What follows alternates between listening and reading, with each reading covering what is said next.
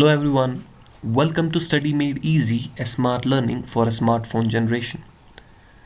Now, from today, I'm going to start a new series of lectures on Newton's laws of motion. In the first lecture, I'll be discussing about the three laws of motion, and in the later videos, I'll be discussing topics like inertial and non-inertial frame of references. I'll be discussing about the Pareto forces acting on a body, and we'll do some great numericals on this chapter, right? So let me start today's video with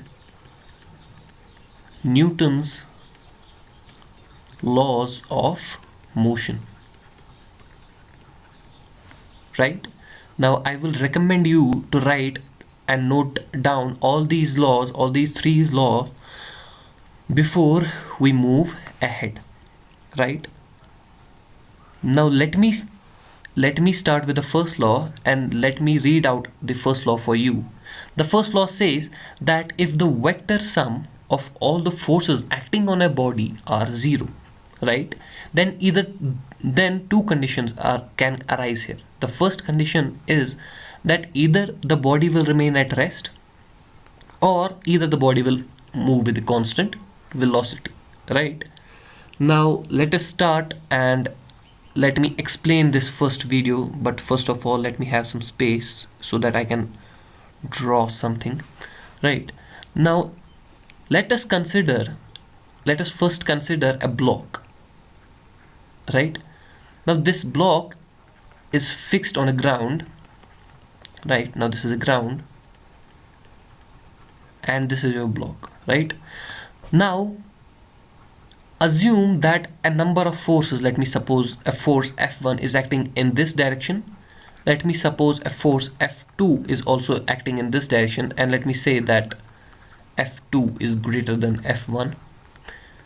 And another force F3 is acting in the opposite direction, right? So what does the first law say? The first law says that if we sum up all these forces,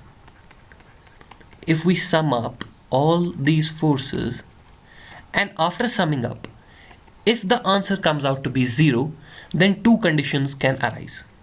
The first condition is your body can remain at rest, and the second condition is that it can move with a constant velocity. Right? Now let me say, and let me explain to you, when will the body remain at rest? To explain this, let me suppose we have a person, right, and he has two friends.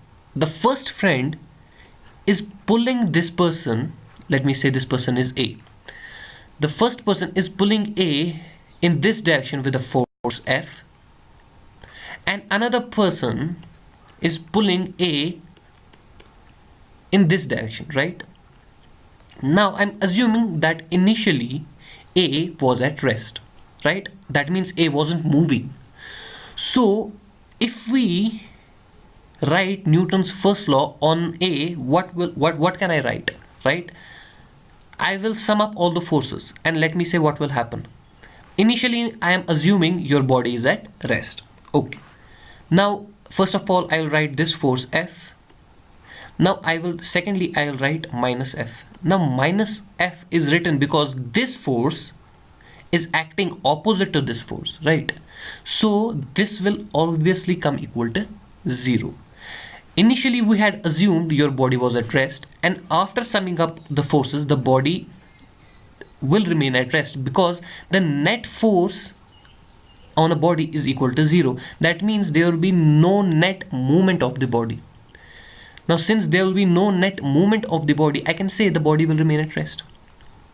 Right? Now let me explain the second condition. The second condition says that if the sum of all the forces will be equal to 0, then the body will remain at constant velocity. Now to explain this, let me suppose that this is a person B, right, and this person is already moving with a constant velocity v, right? I am assuming that this person B is already moving with a velocity v. right? Now what will happen here? Now let me suppose a person is pulling him in this direction and another person is pulling the body B in this direction. Now if I write the Newton's first law, what can I write? F minus F is equal to 0. That means the net effect on a body is 0, right? But the body, that means there will be no net displacement, right? But the body was already moving with a velocity, so the body will again continue to move in with the same velocity. It will not change its velocity since the net force is 0, right? Now if you're not able to understand this, let me try and explain again. Here what I assumed is that firstly the body was initially at rest, and after the Newton's first law was applied, the net force came about to be 0. Now since the body was at rest, it will continue to remain at rest because the net effect of the force is 0. Now what happens here? Initially the body was moving with a velocity v. So after applying Newton's first law, it will continue to move with the same velocity because the net effect of force on this body is equal to 0. Now I hope that you have understood this law clearly. Now what does the second law say? Let me explain the second law for you, right? The second law says that the net force acting on a body equals mass times its acceleration, right? Now let me explain this law, and to explain this law I have to draw a diagram, so let me have some space. Okay, now we'll explain the second law. Now the second law says the net force equals the mass times the acceleration. Now suppose this is a block and this is a ground, right? This is a ground, right? And we have a number of forces acting on a body, right?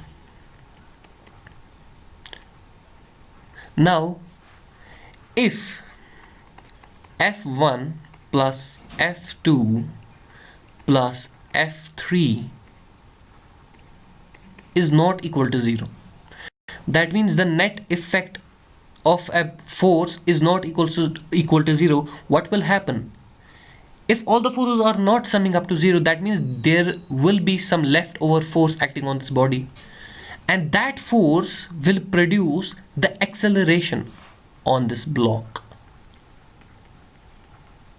right? There will be net acceleration on this block. Now further, let me assume that this block has a mass m, right?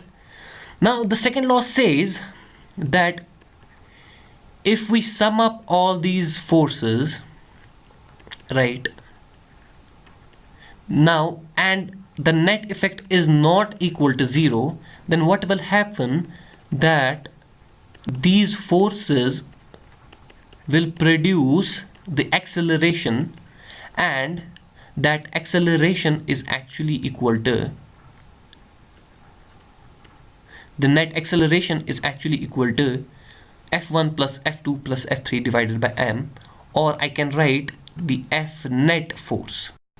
That means the net force is equal to mass of the body into the acceleration of the body,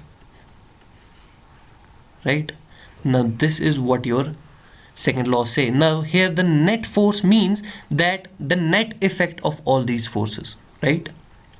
Now I hope this is a very easy law. I hope you have understood this very easily. Now let me try and explain the third law. Now what does the third law say? The third law says that if a body A exerts a force F on another body B, then the body B exerts a force minus F on A, or famously what it is written as, that it is written as to each effect there is equal and opposite reaction. For each action there is equal and opposite reaction. That is another definition of Newton's third law of motion. Now let me try and explain this. Now in order to explain this, I will assume that you already know about the concept of friction. Now let me suppose we have a block A we have a block A, and this block is attached to a ground, right? This block is attached to a ground, right? Now what will happen is that, let me suppose that I will apply a force F in this direction, right? And since I'm assuming that there's a friction between the ground and the A, what will happen is that there will be an equal and opposite reaction to this force, right? There will be an equal and opposite reaction. Now the opposite reaction, since this is the direction of the force, what can be the opposite reaction? The opposite reaction can be this direction will be the opposite reaction, and this reaction will be equal to this reaction. So that means there will be an F force acting in the opposite direction. Now that is what Newton's third law says. To each action there is an equal and opposite reaction. Now this was your action, this was your action, and this is an equal action but in opposite direction, right? Now this is your Newton's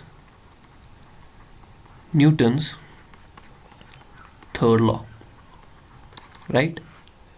Now I hope that you have understood these three laws, and in the next video I'll be discussing about the various examples on Newton's laws, and I will try to cover the inertial and the non-inertial frame of references. Till then, take care and study smart.